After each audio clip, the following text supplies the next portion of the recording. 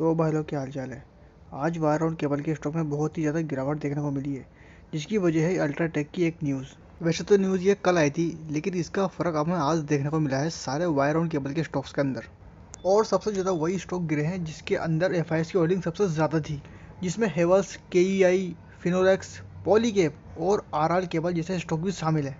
UltraTech ने बोला है कि अब ये भी वायर और केबल के सेगमेंट के अंदर अपनी एंट्री लेगी, जिसकी वजह से सारे के सारे स्टॉक्स के अंदर इतनी तेजी से गिरावट देखने को मिली है। अब इस न्यूज़ की वजह से एफआईएस ने तो अपना माल इन सेक्टर के अंदर से खाली किया है, क्योंकि इनको डर है कि जैसे एशियन पेंट के साथ हुआ है वैसा कहीं इनके साथ भी ना हो जाए, क्योंकि कंपटीशन जैसे जैसे बढ़ेगा वैसे वैसे इनकी ग्रोथ भी धीरे धीरे कम हो जाएगी। क्योंकि एफआईएस ने जितनी तेज़ी से इनके अंदर अपना माल बेचा है, उतनी तेज़ी से म्यूचुअल फंड वाले भी इनका माल नहीं खरीद पाए। म्यूचुअल फंड की इनके अंदर सबसे अच्छी होल्डिंग्स है, जिसमें सबसे ऊपर नाम आता है हेवल्स का, जिसके अंदर भी इतनी तेज़ी से गिरावट हुई है। और पॉलीकैब, आरआर केबल और केईआई भी बहुत ज़्यादा गिरे हैं।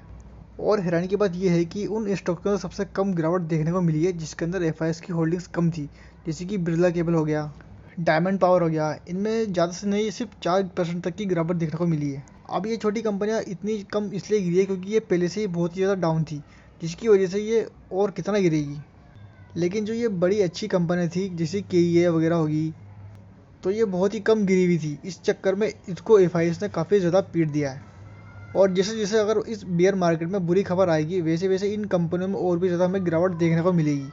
जैसे कि एक एग्जांपल मैं बताऊं कि प्लाजा केबल के अंदर एफआईएस की होल्डिंग बहुत ही कम है, इसलिए इनके अंदर भी बहुत ही कम गिरावट देखने को मिली।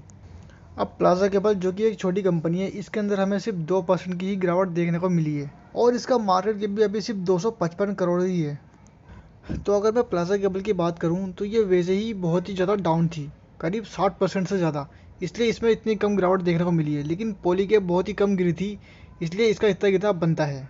अब पॉलीकैब जैसे स्टॉक्स के अंदर इतने मेजर गिरावट हमें बहुत ही कम देखने को मिलती है, इसलिए इन जैसे स्टॉक्स के अंदर बाइंग करना एक बहुत ही अच्छी अपॉर्चुनिटी हो सकती है। बस एक बात ध्यान रहे ये कि ये कोई इन्वेस्टमेंट एडवाइस नहीं है। मैं इन स्टॉक्स को बाय या सेल करने की आपको नहीं कह रहा, मैं बस बता रहा हूँ कि न्यूज़ के हिसाब से इन स्टॉक्स के अंदर क्या क्या हमें गिरावट देखने को मिल रही है। बाकी बाय या सेल करने का डिसीजन आपका खुद का है।